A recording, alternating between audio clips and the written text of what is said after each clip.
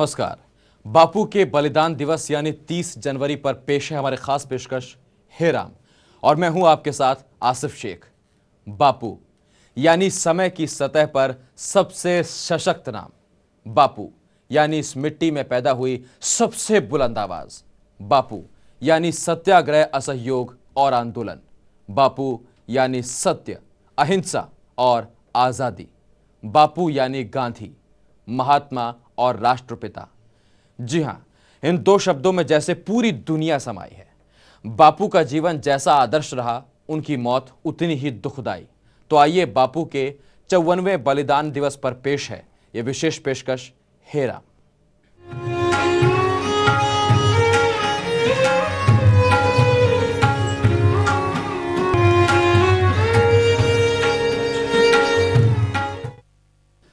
तीस जनवरी 1948, जी हाँ, यही वो मनहूस दिन था जब बापू हमें छोड़कर हमेशा हमेशा के लिए चले गए। लंबी गुलामी के बाद अभी अभी इस देश ने परवाज ही लगाई थी कि क्रूर के काल पंजों ने इसे दबोच लिया। पूरा देश मानो ठिठक सा गया। आइए सबसे पहले आजादी के बाद के एक राजनीतिक हालात पर नजर डालते हैं, जिस पर बापू की हत्या की पृष्ठभूमि तैयार करने का आरोप है।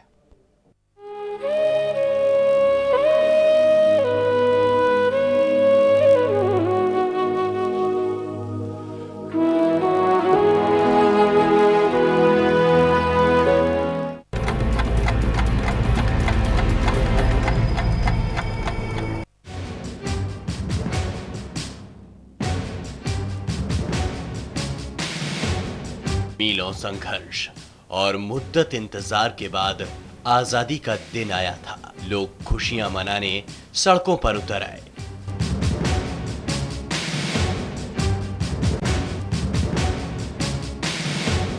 लेकिन ये खुशी दर्द के साए में सिमट के आई थी। इस देश की छाती पर राजनीति की लकीर खींच दी गई।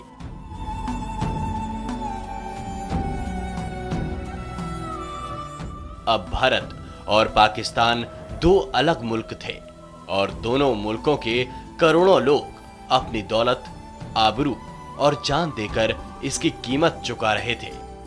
इतिहास के इस सबसे बड़े विस्थापन ने मानवीय त्रासदी का सबसे खौफनाक और दिल दहला देने वाला मंजर देखा।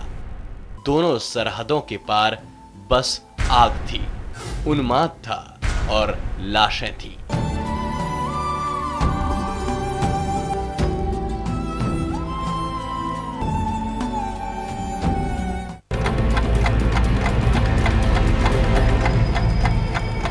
जिन दिनों दिल्ली में आज़ादी का जश्न मनाया जा रहा था, उस वक्त बापू सांप्रदायिक दंगों को रोकने के लिए कलकत्ता में थे।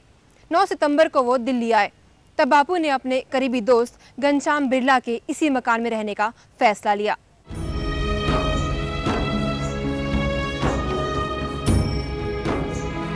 बापू जब दिल्ली आए तब यहाँ के हालात भी अच्छे नहीं थे।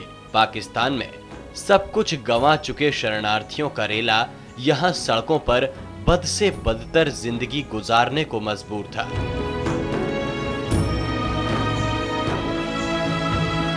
लेकिन अभी तो नियति को और भी बेरहम होना बाकी था, और ऐसा हुआ भी। बंटवारे की त्रासदी में सब कुछ खोने के दर्द ने देखते ही देखते सांप्रदायिक हिंसा का रूप ले लिया। दिल्ली की सड़कें अपने ही खून से लाल होने लगी। मासूमों, मजलूमों और बेवाओं के लिए शरणार्थी कैंप छोटे पड़ने लगे। तब बापू ने कहा, देश की ऐसी बर्बादी पर मूक दर्शक बनने से कहीं अच्छा होगा कि मैं अपने प्राण त्याग दूं। हम दिल्ली आए। दिल्ली की परिस्थिति बहुत खराब थी। सरदार जवाहरलाल जी वगैरह खूब चिंतित थे। बापू आए, बापू ने सब कुछ देखा, सब संभालने की उन्होंने कोशिश की, सबको समझाए। हिंदू मुस्लिम सभी उनके लिए तो सब एक से थे। सब आते थे, जाते थे, अपने अपने दुख की बातें करते थे, बापू सुनते थे। बापू भी बहुत दुखी थे उस समय।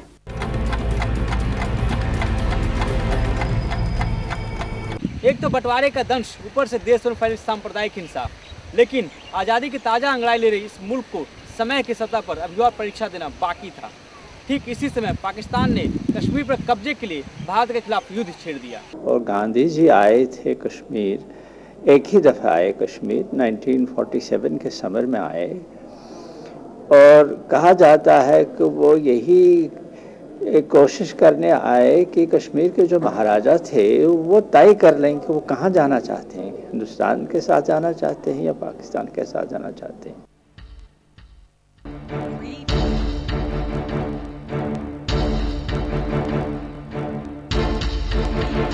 उन दिनों जम्मू और कश्मीर को देसी रियासत का दर्जा हासिल था। आजादी के 3 महीने के बाद भी वहां के राजा हरि सिंह ने भारत में विलय का कोई फैसला नहीं लिया था। इसी बीच मौका देखकर पाकिस्तान ने कश्मीर पर हमला कर दिया। हालांकि भारत ने इसका मुंहतोड़ जवाब देते हुए उन्हें वापस खदेड़ दिया, लेकिन पाकिस्तान की इस बेजा हरकत ने पहले से ही तलवार की धार पर रहे दोनों देशों के रिश्तों को जड़ से कमजोर कर दिया। बापू इस विश्वासघात से और भी दुखी हो गए। Special desk, channel 1 news. तो जाहिर तौर पर उस दौरान देश के राजनीतिक हालात सही नहीं थे। देश अभी अभी आजाद हुआ था, इसके माथे पर करोड़ों अप्रवासियों का भार था। देश के भीतर सांप्रदायिकता का माहौल बन रहा था। देश के बाहर पाकिस्तान ने उसके खिलाफ मोर्चा खोल दिया था और बापू सभी मोर्चों पर अकेले लड़ रहे थे, और इसी बीच उनकी हत्या की पहली कोशिश की गई।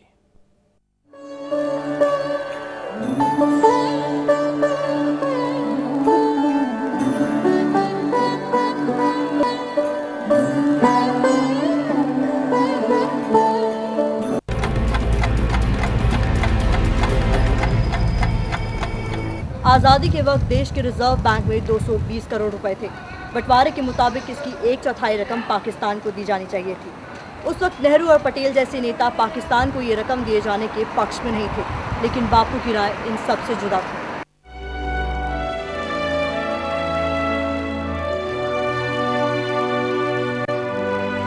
एक तरफ पाकिस्तान ने भारत के खिलाफ युद्ध छेड़ रखा था, वहीं दूसरी तरफ वो उन 55 करोड़ रुपए की मांग भी कर रहा था जो बंटवारे के वक्त भारत ने उसे देने का वायदा किया था।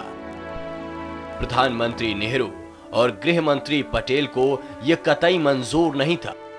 अंदेशा था कि पाकिस्तान इस रकम को भारत के ही खिलाफ युद्ध में खर्च कर सकता है, लेकिन बापू पाकिस्तान को यह रकम सौंपने के हक में थे। उन्हें सत्य से डिगना गवारा ना हुआ। ऐसे में उन्होंने अनशन के अपने अचूक अस्त्र को एक बार फिर आजमाने का फैसला किया।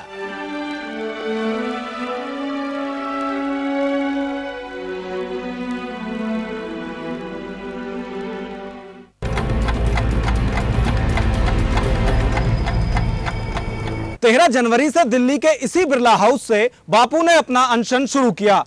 कट्टरपंथी हिंदू विचारधारा के कुछ लोगों को गांधी का यह फैसला पाकिस्तान के हक और हिंदुस्तान के खिलाफ लगा।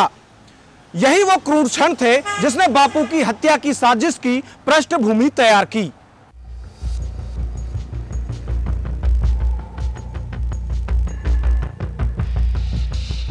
बापू के अनशन शुरू करते ही देश भर में हलचल मच गई।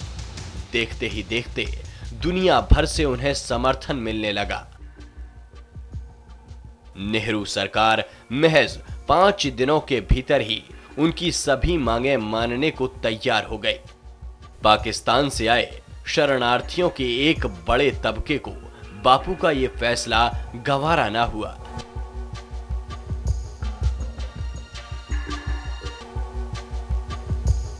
इसी असंतोष को हथियार बनाकर कुछ हिंदू उग्रवादी लोगों ने बापू की हत्या करने की साजिश रच डाली। हत्यारा नंबर 1 नाथूराम गोडसे, हत्यारा नंबर 2 नाना आपटे, हत्यारा नंबर 3 विष्णु करकरे, हत्यारा नंबर 4 मदन लाल पाहवा, हत्यारा नंबर 5 गोपाल गोडसे। हत्यारा नंबर 6 दिगंबर बड़गे। हत्यारा नंबर 7 शंकर किस्तैया। हत्या की तारीख तय हुई 20 जनवरी 1948। Gandhiji that stood in favor of Pakistan and said that I shall go on hunger strike, I shall die, and the 55 crores should be given. Then only I shall release my fast. At that moment, some youths like me decided you will not die of hunger strike, you will die of bullets now. As far as I remember, 7 of the accused were present at the prayer meeting. They were Nathuram Godse, Narayan Apte, Vishnu Karkare, Madanlal Pahwa, and Gopal Godse, that is myself. हत्यारों ने Birla house की प्रार्थना सभा में बापू पर घात लगाया। साजिश थी कि पहले बम विस्फोट करके सभा में अफरा तफरी मचाई जाए और फिर मौका देखकर बापू को मौत के घाट उतार दिया जाए, लेकिन हत्यारे अपनी पहली साजिश में नाकाम साबित हुए।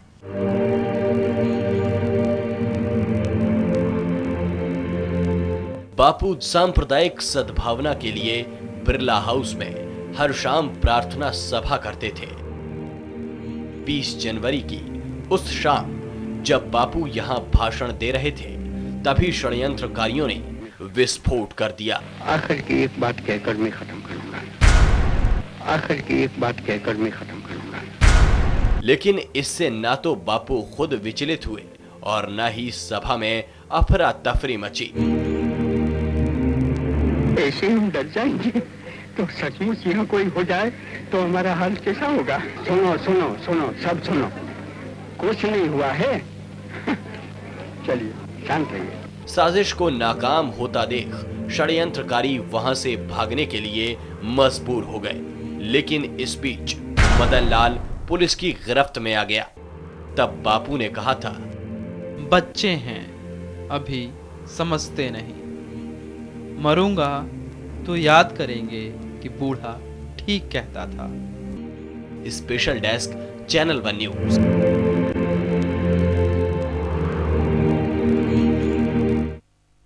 बापू पर पहला घात हो चुका था। अगर वक्त रहते लोग चेत जाते तो बापू का जीवन बचाया जा सकता था, लेकिन ऐसा हुआ नहीं। इसी वजह से धर्म के नाम पर अंधे हुए हत्यारों को बापू पर दूसरा हमला करने का भी मौका मिल गया।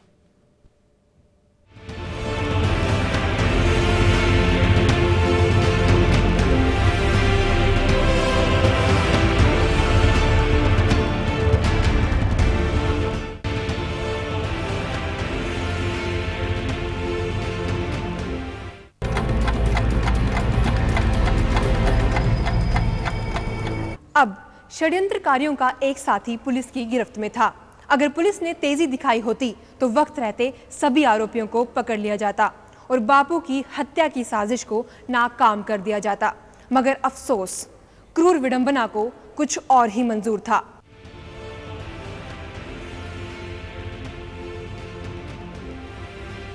मदन लाल पुलिस की हिरासत में था। अगर अधिकारियों ने मुस्तैदी दिखाई होती तो सभी आरोपियों को वक्त रहते ही पकड़ा जा सकता था, लेकिन ऐसा हुआ नहीं। बापू ने बिरला हाउस की सुरक्षा बढ़ाने के प्रस्ताव को भी खारिज कर दिया। उनका कहना था कि जब मंदिर जाने वालों की तलाशी नहीं ली जाती तो भला यहाँ आने वालों के साथ ऐसा व्यवहार क्यों हो? बापू हमले में बाल बाल बच गए थे। सबको लगा कि खतरा टल गया है। तब किसे मालूम था कि जल्द ही क्रूर नियति एक बार फिर दबे पांव दस्तक देने वाली है। तो मुझको वो दुष्ट मानता है और मुझको मानता है कि वो हिंदू धर्म का दुश्मन है। तो हिंदू धर्म के दुश्मन के लिए तो पीछे चौथा अध्याय उसको उसने पाठ कर लिया है कि जब दुष्ट पैदा होते हैं तो उसको मारने के लिए भगवान किसी को भेज देता है। तो उस आदमी ने ऐसा मान लिया कि मुझको भगवान ने भेजा है तो उसको तो मैं मारूंगा। भगवान कोई ऐसा पागल नहीं है, भोला नहीं है कि आदमियों को भेजता ही रहे और सब आदमी जो हमको पसंद नहीं है वो दुष्ट बन जाते हैं। सबके दिल में मैं दुष्ट बनूं, ऐसे भी भगवान के दरबार में मैं दुष्ट नहीं होऊंगा तो पीछे जो मुझको दुष्ट मानकर मारे उसको भगवान पूछेगा ना, तो ऐसा क्यों वो हो। इसलिए मैं तो कहूँगा कि हम सब उनके लिए प्रार्थना करें कि उनको भगवान सन्मति दे।